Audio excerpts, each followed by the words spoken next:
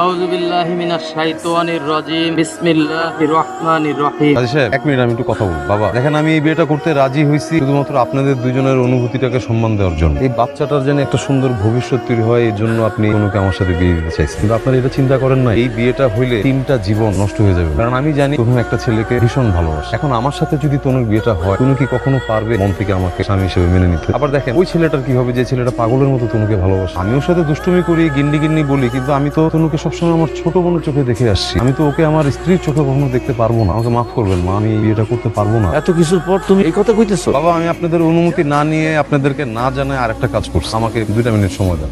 আসেন চাচা।